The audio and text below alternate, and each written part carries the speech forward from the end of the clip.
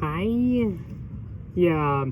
Hey guys, it's me, Boxy the Boxmaster. You might remember me for being a part of the Death Battle community, as well as some other communities that I have severe brain rot for, that I'm honestly kind of lesser known in every community I'm in, but yeah, you might know me for as being Boxy the Boxmaster on Twitter, YouTube, DeviantArt, and you also might know me as Emotional Emu on Reddit. And I decided to do a review, and that review is going to be on a movie I saw yesterday, that being Despicable Me 4. Now, I'm aware that movie did come out the start of July this month that I was recording, and the reason why I didn't see it, I saw this late, is because I was actually on vacation during its time when it came out, so I wasn't able to see it. But luckily, I was able to see it. And before I go into anything, I think that I need to go into how I think about Illumination and Despicable Me franchise as a whole.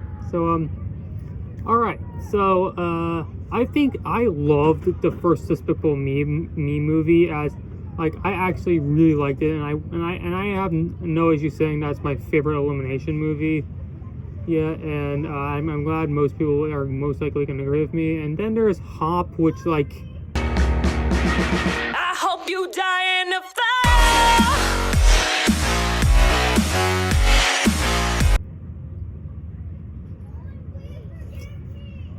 yeah.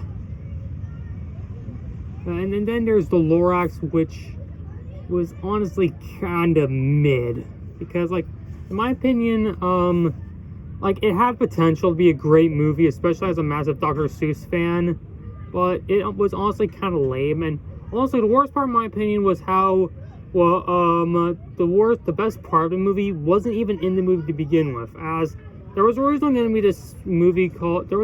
be this song in a movie called Big Ring, which was actually really goddamn good, but they thought it was way too scary for kids, and instead they replaced it with How Bad Can I Be, which, yeah. And then there's Despicable Me 4, which, I mean, Despicable Me 2, I will talk about that movie in a bit.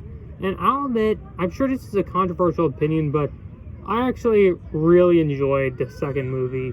You know, like it wasn't as good as the first movie, but I really enjoyed it. And then there's Minions, which was not as bad as Hop, but still kind of sucked. Like, in my opinion, the Minions aren't as bad as some people say they are, but like, in my opinion, the Minions work character-wise as comic reliefs, and yeah, we should all know how that worked in the past. And when it comes to giving the comic relief spotlights the main focus. But yeah, and then there's the Secret Life of Pets movies, which are some of the most aggressively boring movies I've ever watched. Then I haven't seen the Sing movies yet, but I don't really have much interest in doing so. And then there's the Grinch movie, which was actually kind of lame. Like I honestly thought that was kind of boring, and in fact I honestly kind of didn't really remember much from it. In fact, the only thing I remembered was that the Grinch was played by Doctor Strange, but that's it. And then there's the Minions Rise of Gru, which was surprisingly a lot better than I give it credit for. Or like no joke, I came in that movie not really expecting much, but I actually surprisingly really enjoyed it.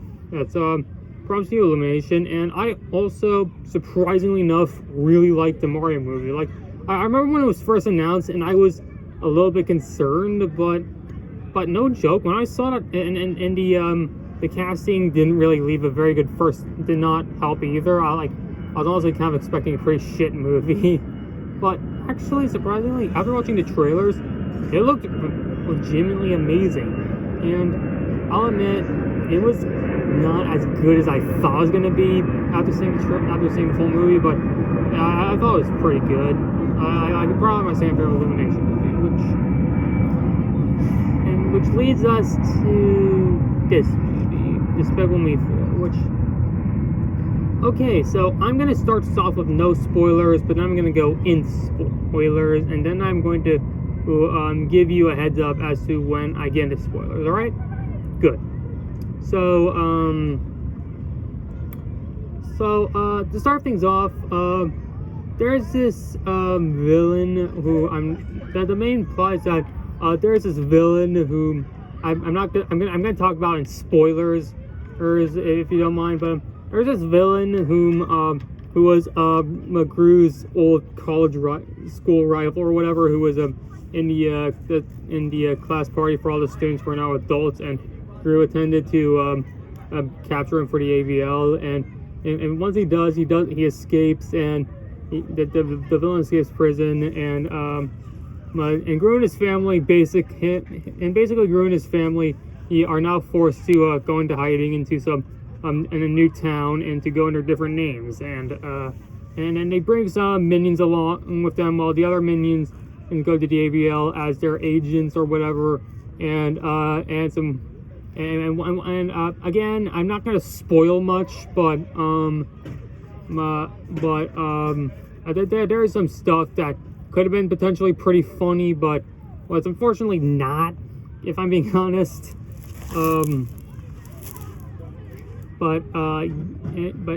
Yeah. Now on paper, this sounds like a pretty interesting idea for this fourth movie, but there's some issues with this, in my opinion, and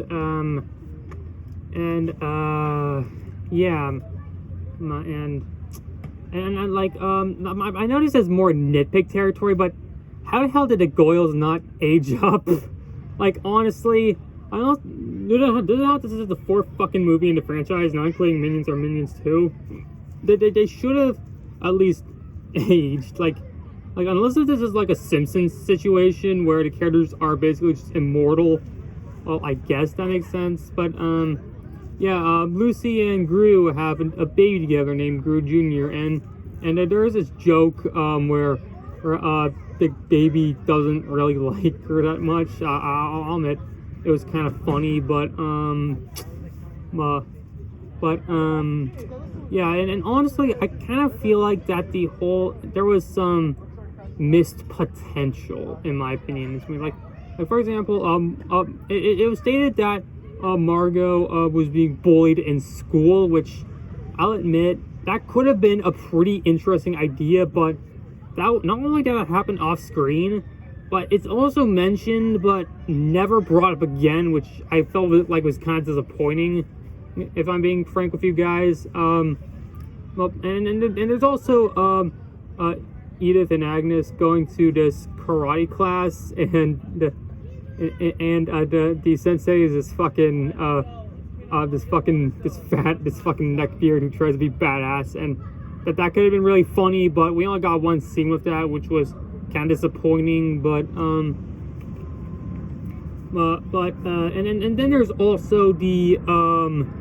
then there's also Lucy getting a new job as a hairstylist, which and she ends up fucking up this one lady's hair, and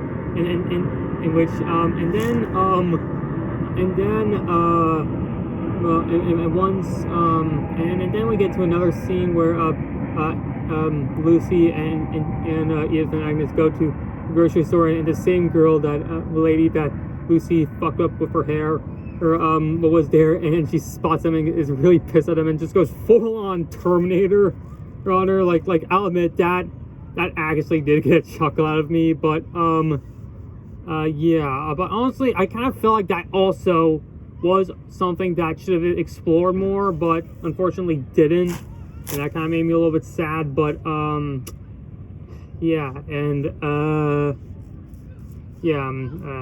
so sorry. I'm just trying to figure out what to say without going into spoilers. But Let's see. Yeah, there's also Gru trying to fit in with his new surroundings, and that could have been funny, but again, that didn't really happen much. But in my opinion, the biggest problem with this movie, in my opinion, and this was also kind of my biggest problem with the third movie, which is that there are too much subplots.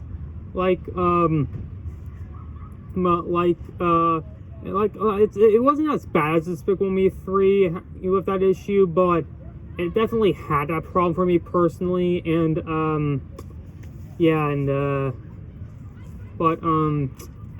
there, and also I just noticed something that Gru's mom and Dr. Nefario are literally in only one scene together, and it's like in the very end. Like I know I should say that for spoilers, but yeah, they're basically just fucking sidelined, and I'm also kind of disappointed with that, as I feel like that Drew could have led to something pretty interesting if he was in the main plot, and I honestly would have seen I also would have really wanted to see my boy Dr. Nefario get more screen time, as honestly, aside from Gru, he's probably aside from Gru and the villains throughout the franchise, he's probably my favorite character in the series. So yeah, that's kind of lame, and I kind of want to see him get more screen time after how done dirty he was in Despicable Me 3. But you know what? At least he did get some time to shine in Rise of Gru, so I'm not too bothered by that. But yeah, and and then there's a villain which I'm not gonna spoil it yet, but that there was, I'll admit, despite an excellent performance by Will Ferrell, which then again it's Will Ferrell, which also I just realized that this is basically the first time we get to see a Gru fighting Will Ferrell, and we're getting it first instead of getting Gru versus Megamind on Death Battle first. Like, that's actually really funny. But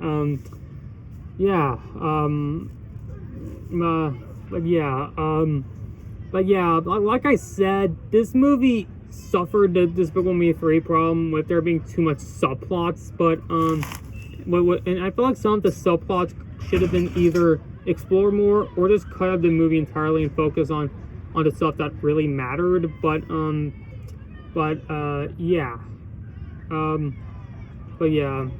just kind of would have wanted to see that, and yeah.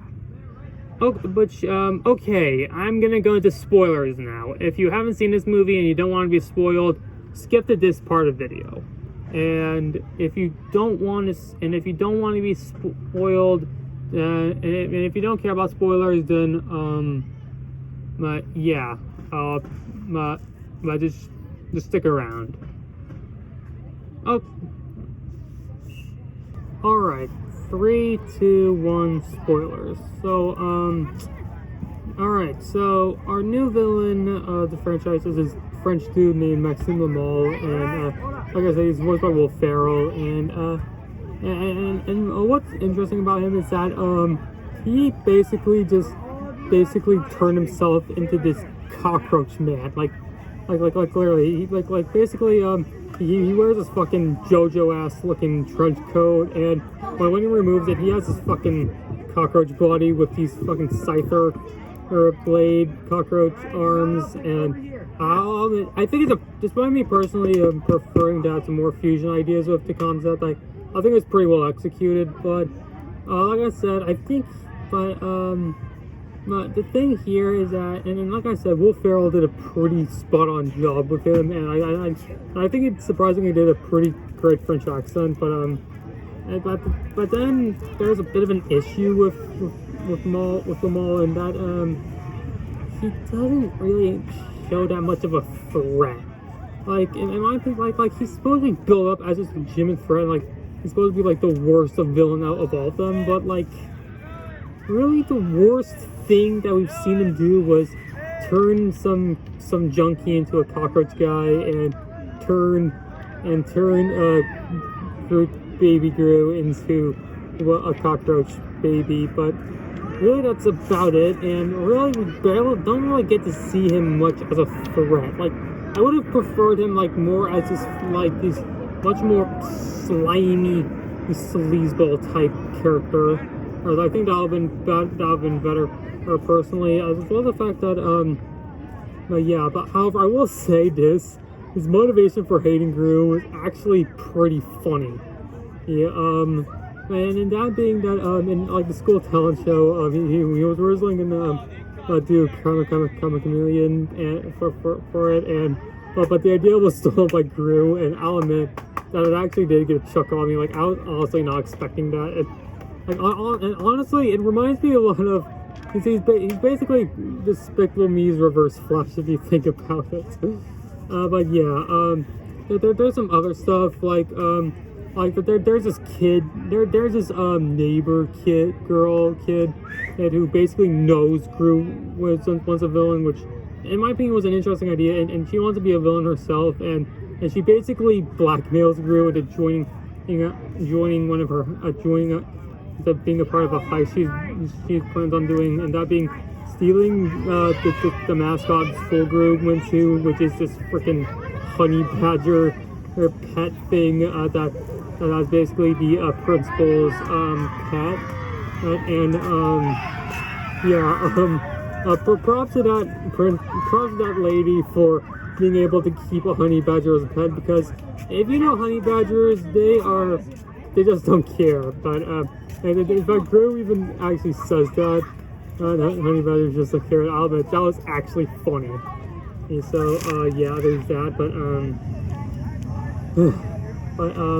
Yeah, I thought she was alright, and I'll admit that did lead some pretty fun moments, but yeah, that's about it. And then there's also the ABL having the minions be a part of the organization, and they even experimented on tested some syrup they came up with on some minions and basically turned into the Godhead. Wait. I saw this one post on Reddit saying the Godhead has seen better days.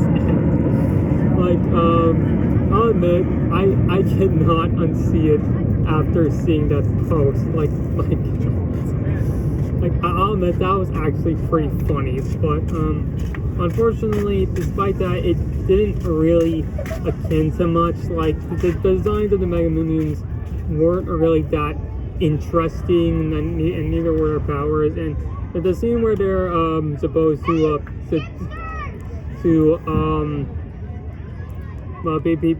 going out helping everyone, they kind of just fucked it over, and that didn't really go anywhere that much. Especially on how that they afterwards got retired, but then they immediately get called back over to fight off the mall, which was that didn't really amount to anything, unfortunately. But yeah, and then there's ignore that guy. And then there's also the ending, which I'll admit the final battle was kind of lame, if I'm being honest. Just because, in my opinion, they could have done so much more with that, but really, they didn't really amount to much. It was literally just a screw, basically just getting into a fist fight with a big ass fucking roach. But yeah, and but yeah, like I said, the final battle didn't really address too much, like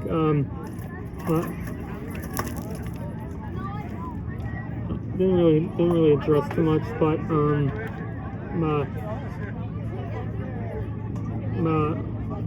which was also kind of disappointing, because he was Lamar, like I said, was built up as this really big threat, but we didn't really get to see that in the final battle, which I kind of would have wanted to see. But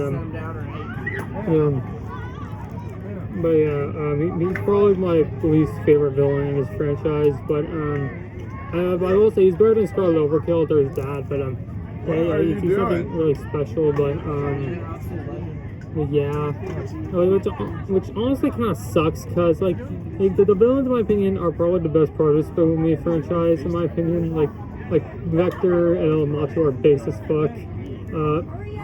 Brad was the '80s guy was pretty enjoyable and probably the best part of Despicable Me 3. Yeah, and I thought that Star Overkill and Division 6 were alright, but yeah.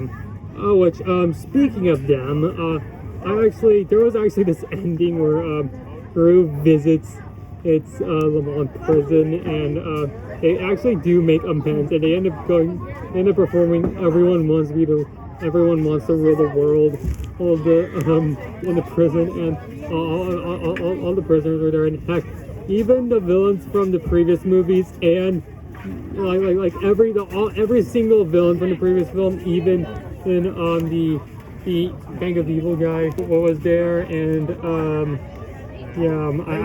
I was not expecting that, but I like, no joke, that actually got a kick on me. Like I was just gonna ask I'll admit, I remember like me and my sister, when we saw that scene, we actually lost it. Like no joke, we actually got a massive kick out of that. Yeah. That was pretty fun.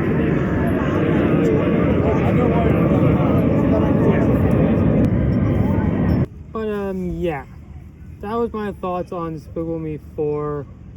Overall, it was kind of disappointing.